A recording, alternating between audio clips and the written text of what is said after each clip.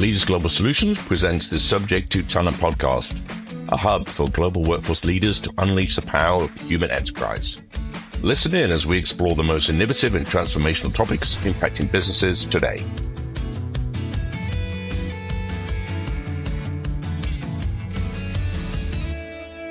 Hi, I'm Bruce Morton, the host of the Subject to Talent podcast. Today, I'm delighted that I'm joined by Mark Hanson. Mark is the Vice President of Strategy over at Lightcast. They're a global leader in the labor market analytics space. And Mark leads the strategic initiatives of People Analytics, skilled products and partnerships related to their open skills taxonomy. Mark, welcome to the show. Thanks so much for having me. Appreciate it. Great, thank you. And those regular listeners will know we always ask the same first question, and that is, how did you get into this wonderful industry of ours? And to quickly give a synopsis of your journey to date. Yeah, no, happy to. The short answer is I fell into it, and I had no career aspirations, didn't even know what this world was when I first started out. I was an accounting and finance major in undergrad, and so quickly realized that I love data and I love solutions. And through a series of dabbling in management consulting for a few years, jumping over to help run People Analytics at United Health Group for about 5 years, I got introduced to this crazy company called Lightcast that was working with labor market intelligence data. And I was like, oh, what's that? And they have some things about skills and, what is the skills trend? And I said, hey, this data is way too cool. The things that they're building around skills intelligence is way too interesting. So I jumped over to their side. So after being a customer for 5 years, I joined Lightcast and help build some products and help run just our general data strategy for skills and for our skills products and consulting. But yeah, I've been here about 5 years at Lightcast, and it's just been a wonderful world to tap into the HR tech world, as well as work with all of our wonderful corporate customers and management consulting customers, and our 75 HR tech partners as well. So we get to cover a lot of areas and get into lots of interesting situations with our customers and trying to bring the best data forward we can for making the solutions better and making their hopefully answering a lot of their problems and different questions that they have. Awesome. And here at AGS, we've been partnering with Lightcast for about the same amount of time as you, actually, for just over 5 years. And we've seen many iterations of the organization in different names and how the organization has grown. So if you would please share with the listeners that journey that what's now Lightcast has been on and how you're positioned in the marketplace. Yeah, absolutely. So yeah, we rebranded about 2 years ago, and that was the result of a merger between MZ and Burning Glass Technologies. Both of those companies have been around for 20 plus years, right, doing a lot of the same things. And so actually, I looked back at some of the data. I think Legis has been a part of the kind of the MZ customer base for 10 plus years in its different iterations. Yeah. And so it's been a long standing partnership, and it's been a really fun journey of taking two powerhouse labor market intelligence companies and pushing them together, and really brought the best of both worlds of some rich taxonomy work that MZ had been doing in the past, and they had open sourced their skill taxonomy and their kind of title and occupation libraries. And then when Burning Glass came into the mix, they had some rich parsing technology and just ways that they were sourcing data, different ways that they were modeling the data. And so pushing kind of these two powerhouses together has really been a great match to push them together to really be, the market leader for talent intelligence and labor market information. So we realized that MZ Burning Glass would be a mouthful as a brand name. So Lightcast, the people smarter than me, chose a new brand to go with, and it's been a good journey. Yeah, awesome. I think it's a great name, by the way, because you were certainly casting light on talent intelligence. I guess that's where it came from. So I love it. So in this world now, as you were just talking about earlier, the data has become so important for organizations from a talent perspective, but it's also become global. Back in the day, I've been in this industry 45 years for my sins, and it used to be domestic. I was in the UK and then the US, but that was good enough then. You give me the data in how many states do you have data for? And now we're truly in a world where organizations are rethinking how they get work done. They want to put the work all over the world. Therefore, they want to know where they should be putting it and how much they should be paying, right? So what's the journey the Lightcasts have been on to expand your global reach, I guess?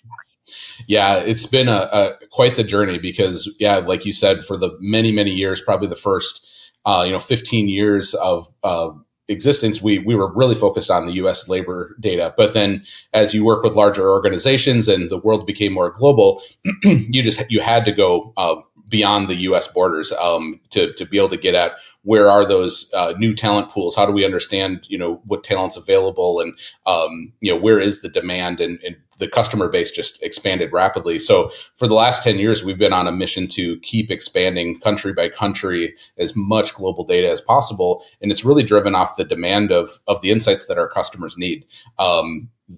No longer people are tied to a desk and focusing on office strategies. I mean, that's still the case for some industries, but for the most part, we can hire workers wherever. And that remote strategy is really critical, especially when labor costs are tight and with shrinking labor pools that we're trying to tap into. We have to go global to find the right talent at the right price. And that requires a global data set. Yeah. And so how have you stood up to that challenge and faced that challenge of gathering? Because we know that the further you go from developed countries, the harder it gets to get that data. So what are some of the tactics you've deployed to continue to grow that? Yeah, we have always started with a kind of a government data foundation. Even when we, started deep into the U.S. and Canada and the U.K., those are, some very mature nations that have rich history and lots of mature data gathering practices and have just wealth of data points to rely on. Even in the U.S., we have data.gov, which pretty much has, everything you can think of from BLS and census data and everything.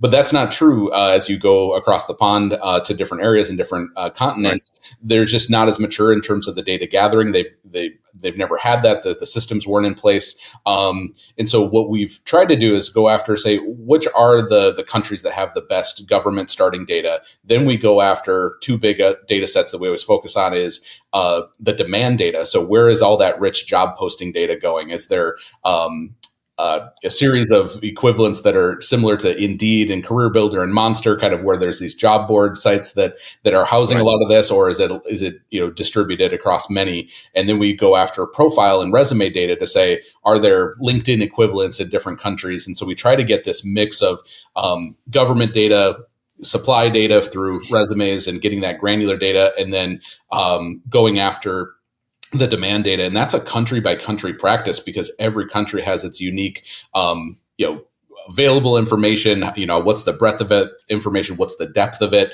What languages are being used? So our team over the last 4 years has been really focused on expanding our language capability. What can we translate to? Expanding our partnerships with different vendors in each of those countries that are running those job boards and different supply data sets, and trying to bring that all together and harmonize that data, through our data structure and our taxonomies. Right, and then so it's almost, I guess what you're saying, you can't take a global approach. Although you're trying to create a global database, you're actually having to go country by country and make it very specific and very localized in that situation. Are there any, I think to my mind, a good indicator of where work is starting to get done now more and more around the world is when organizations start asking for data in particular regions or particular countries. It's a good barometer of where's next for the talent. So can you just talk to which are some of the hot countries or regions right now that you're getting asked about?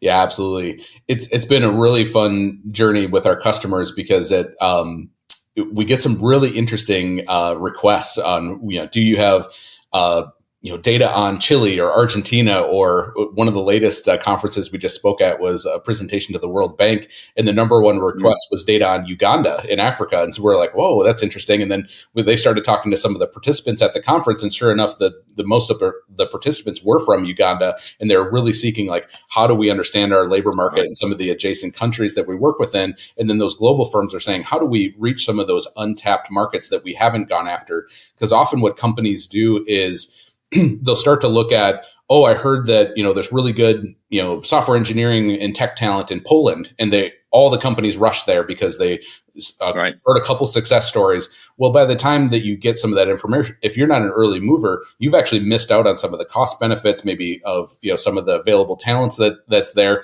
And so then that quickly has, wage inflation after you get more competition for all of that talent. And so that market isn't really a rich market anymore because it's either tapped out from a competitive standpoint or the costs are too high. So our customers are constantly looking for what are those new emerging markets where we can tap into some of that wonderful talent that exists, but it's certainly going to be cheaper than trying to hire someone down the street in Silicon Valley where, the wages are astronomical. And so we got to really spread out, for our talent strategy, where do we find the best talent at the right price to keep all of our initiatives running at an optimal speed.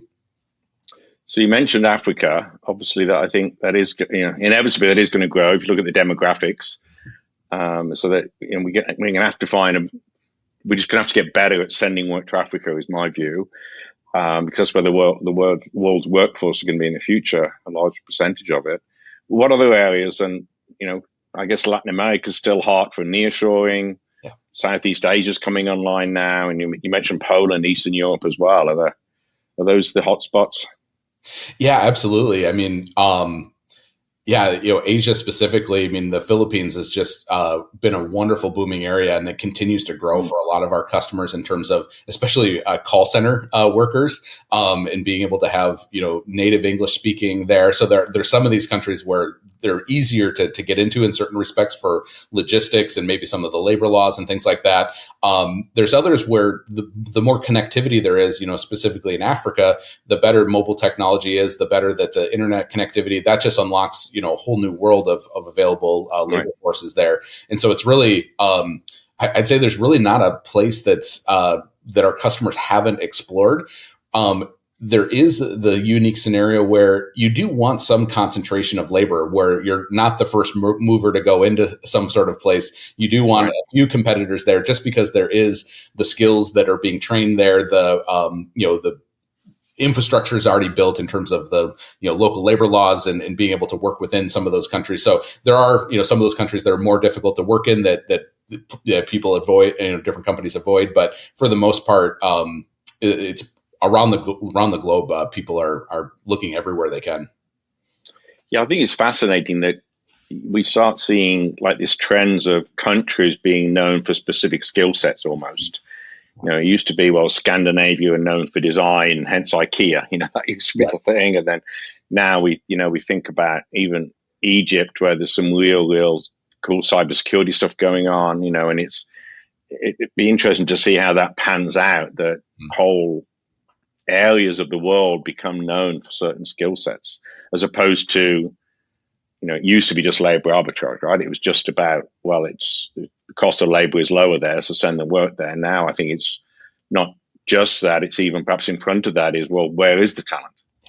Yeah. If you tap that into universities, what are the universities producing around the world as well? Yeah, and doubling down on. Which is big challenge for governments, of course. Where should they be investing education?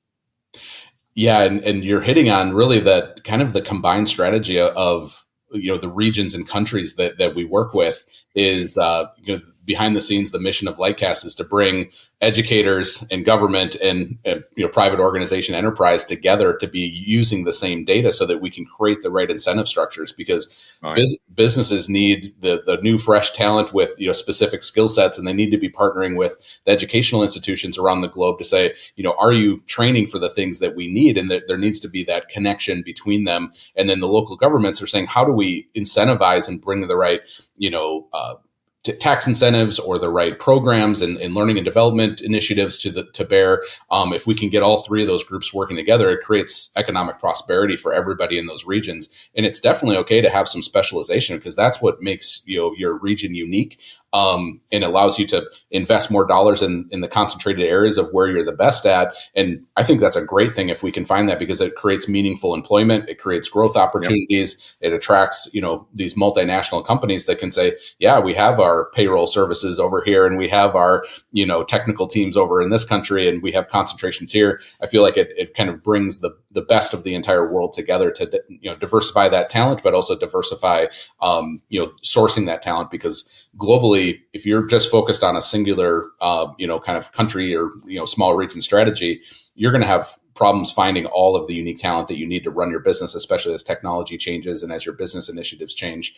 So we do need that global perspective to make sure that we're finding the best, especially when talent markets are shrinking. So, yeah, that's right. And what a great mission and purpose for an organization like yours to have. Mm-hmm. And of course, the other thing we haven't mentioned, it's not for this podcast, but the AI word, obviously that's going to influence and impact as well, which skills organizations and countries and universities build. What are those skills we really need for the future that, as we move into more of an AI world? But that's for another day.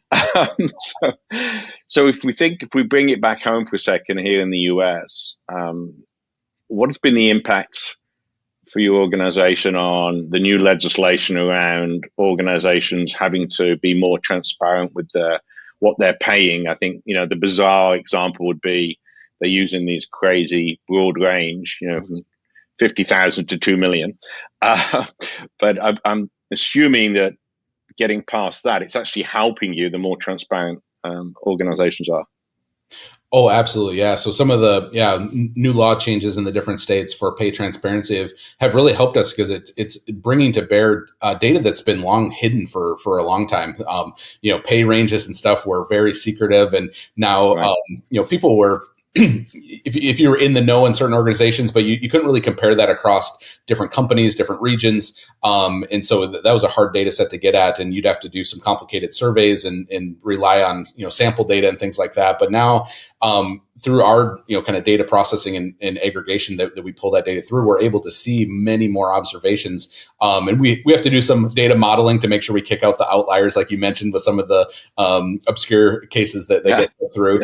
Yeah. But for the most part, people are in a good enough range where we can get the relative, median ranges and kind of percentile sort of comparisons between the different areas. And I think that helps from one standpoint, from just that, broader transparency so people know, but it's also really helpful for, just the intelligence that needs to be there to how do we supplement our current, talent management strategies and, acquisition strategies and compensation strategies. How do we start to understand the different complexities of the different markets we operate in? We need those signals from every spot that we can get. And pay has been one that's just been hard to nail down. And so this offers an opportunity to supplement some of the rich work that our compensation partners already use, and in those teams, they have something else that can be a daily changing number that they can see some of those immediate trends, and they can start to adjust the short-term strategies to complement their other, survey and different methods that they're using. Yeah, that makes sense. So I'd just like to touch on the partnership between our organizations, where we're really geeking out in a good nerd way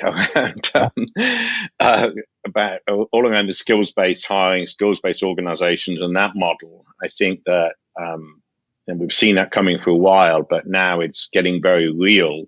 Mm-hmm. And of course, that you can't do any of that unless you have that data and really understand what's behind the job and what's behind the individuals. So can you just share a little bit about the approach for skills-based hiring? Absolutely, we can. Yeah. We made the push, about 5 years ago to go deep into skills, because that's the underlying data structure that gets us the most granular insights we can between learning, people, and jobs. And so we love the skills-based world. Because of that, we need to move beyond a lot of the vague job titles that have been used in the past, the vague job descriptions that are written for different jobs. We need to get more precise in our language, and we need to get down to kind of what we like to call the building blocks of learning and work, to understand, what skills do we actually need to drive our business? How are we screening and recruiting? Are we asking for the right skills? Are we pushing the right learning content that's relevant for our jobs today? A lot of learning content is extremely old, and it doesn't get checked very often to see if it's still relevant. Our companies are pushing us to look at unique career paths, and how do we think about talent mobility within our organization. And skills gives us that lens to look through our jobs to say, well, where are there skill overlaps? Are there unique career paths that we're missing? Is there interventions we can take through learning? And when we do need to go buy talent externally, where do we find that talent? So that's where a mixed strategy of organizing your internal data and mixing it with external labor market intelligence really brings a holistic approach to say, we can understand what's shifting in the labor market. We can understand how our business is shifting at that more granular, detailed skill level. And it gives us the something to anchor on, kind of a connective tissue that speaks the same language, that we can search more effectively for the right pockets of talent, be screening and looking for the, sourcing from the right markets and the right, different areas of the world that we can pull in this talent. So skills is really that connective tissue that binds all of this data together really well. And it's going to be needed in the future for, how dynamic the businesses need to be to pivot into new initiatives and new strategies and new products that they're rolling out, and how do they need to shift their workforce, and how do they be strategic with some of that, build, buy, borrow strategies that we love to talk about. Skills gives us the mechanism to be able to make precise decisions in that area. And how can organizations who are just starting that journey or thinking about going on that journey, how do they start to understand and shift that mindset of how work gets done compared to who should I hire? Yeah. What would your advice be there? Yeah. And so we love to talk about this with our customers, because there really is a shift in what used to be kind of a job-centric mentality for HR, right, and saying everything is around this job and we got to hire, for this particular job. Well, it's pushing more towards a people-centric world where people are not just static anymore. They don't sit in a job for 20 years and then retire, or move on to this, something similar. It's really about, we're learning at a faster pace than ever through, multiple means on our phone and through, YouTube videos and TED Talks and whatever it might be. People are just very dynamic, and the projects are shifting so fast within companies that you might get hired into one particular job, but you end up supporting all of these different adjacent groups based on the most critical items. And so people's work is also flexing beyond this, artificial constraint of a job title. And they're picking up, more project work on the most, we saw this through COVID, like every company had to shift their strategy to what was most important. And that means people needed to flex outside their comfort zone because business was not running, as we normally had it. And so skills based approaches help us to get people tied to the right things that are important, whether it's projects or it's newly developed jobs that are critical to run our business. And we need to have that flexible architecture to say, well, people are learning new skills on the job. They're learning, and flexing beyond their normal day-to-day, kind of career path that they're sitting on currently. We need to start to align that. And the beauty of a lot of this technology, the reason why there's been such a push the last couple of years into a skills base is really the artificial intelligence, the dynamic, processing capabilities of all the technologies that are being used to run HR. We're actually able to get to that lower level without such a manual lift. So that's accelerating a lot of these conversations that we can be much more strategic in our workforce planning, in our talent management strategies. Yeah, that's a great point, because without AI, this stuff is almost impossible. If you've got thousands of employees, you just never get to it. And so do you have an example you could share just to bring that to life for how when one of your clients is thinking differently about who to hire and what the work to get done and so on? Yeah, absolutely. We've seen a lot where in what was called kind of the Great Resignation the last couple of years, where people were, just leaving. It actually was more of a great shuffle. People were moving and getting poached by different companies because when they went out to look in the market, the supply was really low. And so you'd have to start poaching folks. So our customers have been really creative with saying, how do we look at adjacent labor pools that we maybe have never looked at? And we should look at it from more of a skills-based perspective instead of just okay, we got to find someone with that exact job title and let's move them over to this position. One of my favorite stories, and he's still a good friend of mine at United Health Group, we had an opening for a data science lead on our People Analytics team. So it was an HR job, very specific to analyzing all the rich people data that we were trying to, model things like predicting, retirement and things, predicting turnover, kind of creating all those fun models. And we started looking and we looked everywhere, and it was just tough to find someone that had exact data science HR experience. Like, it just is still relatively new and the labor market's small. And so we expanded a little bit and we started saying, like, we should just take a skills-based approach and look a little bit broader. Well, we found a guy that he was an epidemiologist at a children's hospital. And we're like, okay, on the surface, this doesn't look anything close. And then we interviewed him. We're like, wow, this is the perfect candidate, because he had all of the core underlying data analysis skills. And he's like, oh yeah, analyzing health outcomes in kids is the same exact models that I would use to predict, turnover within, this particular division. We're like, oh my goodness, you're exactly right. And sure enough, he was a wonderful hire and built a whole team around him. And that's just something that we don't think about, of what are those unique talent pools that we could be tapping into that we would have been blinded to if we were dead set on one sort of particular type of job we were thinking about. And it just dawned on me that you yourself were a great example as well, the way that you got to Lightcast, right? That's right. You came from a completely different industry. But the skills were there. Yeah, I started off as a financial planner with my accounting and finance degree, and I quickly ran away and saw the light. So there you go. Yeah. So they'd have never found you by doing a search on your job title on a job board. That's a certainty. So that's a good example. So as we think about that, and I know the journey we're on together and we're partnering with in terms of helping continue to grow that database of knowledge. And I've got a great question for you. I'm going to put you on the spot here, because there's the two different terms that are used are taxonomy and ontology. And I'd love you to have a crack at explaining in layman's terms the difference between those two, and are they interchangeable? Oh, they're not interchangeable, although our customers interchange them a lot, because it is nuanced.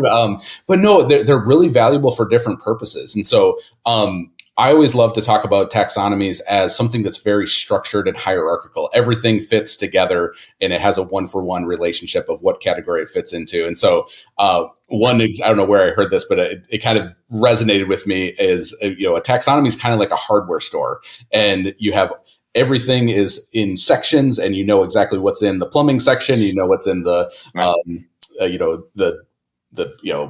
whatever it might be, fixture section, and everything is in order and it's categorized and you can find things quickly. When we reverse that and compare it to an ontology is really a flexible structure where there's organic relationships, and you can have many to many relationships connecting two different things at once. So it's kind of a free-for-all sort of cluster of things connected, and there's not always a logical reason why they're connected, but there are anchoring kind of node points where things are connected. And so I like to liken that to, it's not a perfect example, but it works like Costco. You can walk into Costco and you can pick up, a hammer, and you can pick up your vegetables, and you can pick up a new computer. It's all there. It's all kind of connected, but there's not a lot of logic to it. There's not really clear sections either.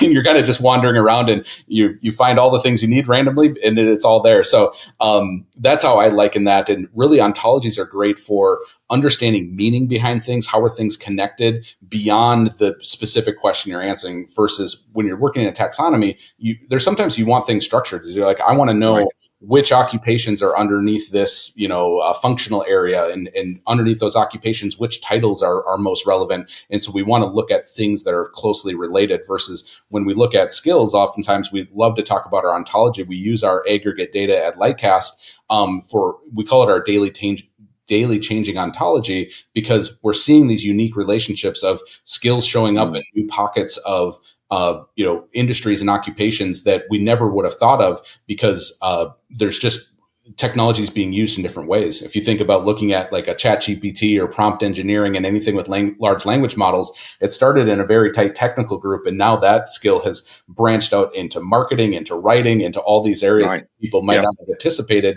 And that's more of an ontological view. It's connected to many things. It doesn't always fit in a tight little box. Awesome. Well, thank you so much for that. I will remember those examples. That will help me explain it in the future when people ask me. So I appreciate that. So as we're wrapping up here, I'll put you on the spot, but we like to ask our guests the crystal ball question. So how do you think, if we pick a date, 5 years, 10 years, whatever, how will organizations be using Lightcast type data in the future differently to how they're using it now? Or what will it evolve to, I guess? Yeah, I think in the next 5 to 10 years, what we're going to see is an even deeper shift to that people-centric view of work. And what there's some great material out there that's called Work Without Jobs. And so how do we think about a truly flexible workforce that is built off of understanding people as a set of skills, and those skills can be deployed anywhere in the organization, and they're not going to be tied down by functional areas or specific job families that they need to fit within, but they're going to be fungible, and the work flexes based on a project basis versus a singular role that you do within a company. And as technology expands with AI and the understanding of the underlying data components through a skills lens, that is going to completely unlock how flexible an organization can be in the future. So I think Lightcast data is set up perfectly for that, because we're already mapping the global labor market from a skill perspective. And as organizations start to dabble in this and find the pockets of where this more work without jobs concept would latch on, it's going to really not only help organizations flex to the most important things so that we hopefully can see, less layoffs and things like that and less knee-jerk reactions. We can redeploy talent much faster, but it's also going to be a wonderful thing for the employees and workers out there so that they can truly see how their skill development and where their skills are being deployed and what's the value of that. And so we should be able to see more direct, kind of compensation impacts, as well as just longevity to be able to work on the most critical things and not be tied into one particular, area where, you might have a bad boss or you got put on, kind of on a bad team under doing a certain role. It's like, no, we can be more fungible. We can flex the team, and that data connectivity is going to require a lot of horsepower from a data processing perspective, but also the rich taxonomies and ontologies needed to make those connections as well. That's fantastic and so well put. Well, let's end on that positive note. That's I like it. So thank you so much again for your time today. Been great fun chatting with you. Love our partnership. Where can listeners go to find out more about Lightcast or even yourself? Yeah, lightcast.io. So a little bit old school with our not the .com. So get to lightcast.io.